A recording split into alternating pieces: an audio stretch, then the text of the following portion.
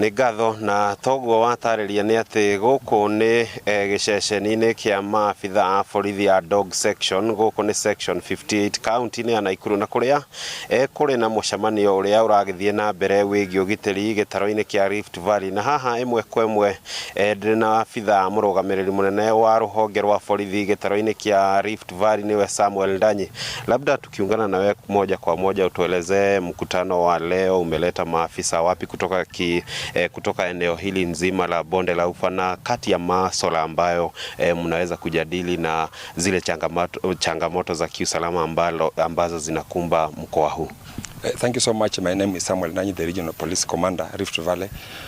Today we are meeting all the county police commanders from this region, including the various formation heads within the Rift Valley.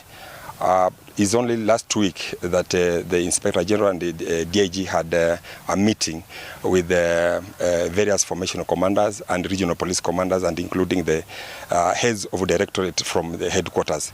So one, we are meeting to disseminate the information, communicate the information from the Inspector General and the DIG. So that the commanders here can take the information down to their respective officers under their command. Secondly, in the discussion between the commanders and the IG and the DIG was on how to curb crime, deal with the criminal gangs, goons, and all those matters surrounding the security issues. So those are the things that we'll be discussing today, and we expect that at the end of the day, the commanders here will have raised the concerns and challenges that are affecting their respective commands, and how best we can deal with these challenges within the Rift Valley. Yes. Tukisikia mkoa wa bonde la Ufa umetajwa, kile ambacho kinakujia mtazamaji wetu ni kuhusu maeneo ya Baringo na Laikipia, na pamoja na visa vya utovu wa usalama hapa katika kaunti ya Nakuru, ambavyo ni visa vimekuwa vikihusisha makundi ya vijana ambayo yamekuwa yakiwapora wananchi hadharani. Labda hili ni kati ya masuala ambayo mnayazungumzia, na kuna suluhisho lolote ambalo wananchi wanategemea kutoka kwa mkutano huu? Yes, very correct. Actually, we have various active operations within the region. We have an ongoing operation within Samburu, Laikipia, Baringo, as you have just mentioned, and that is why we are all here. And these are very critical open component when it comes to police operations.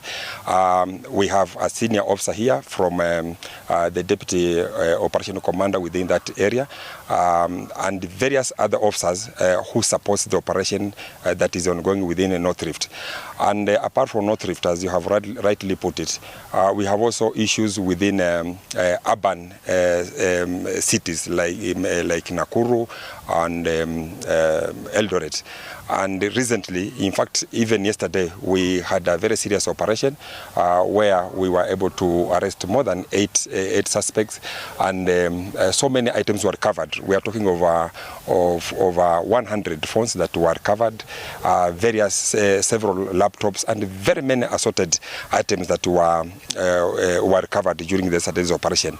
1 week ago, again, we mounted a very serious operation within areas of London, Kyoto area, and you all saw that, and we want to sustain these operations going forward in major cities, and in Nakuru included. We have had those concerns from members of the public, but actually, as we are talking right now, it has gone down. Naam, shukran. Ucio ni Samuel Ndanyi, ni munene wa mbũtũ ya borithi gĩtaro-inĩ kĩa Rift Valley, na hamwe na marĩa maingĩ akorwo agĩtarĩria nĩ ciĩgiĩ ũgitĩri thĩinĩ wa gĩtaro gĩkĩ kĩa Rift Valley, na makĩria kũhũrana na ikundi cia wĩkinaĩ iria ikoretwo ikiagagia mũingĩ mataũni-inĩ manene thĩinĩ wa gĩtaro gĩkĩ. No macio ndĩrĩ namo kuma gũkũ mũciĩ-inĩ wa Nakuru, ngũhũndũre mwaro mwena wa studio, rĩtwa rĩakwa nĩ Robert wa Maina.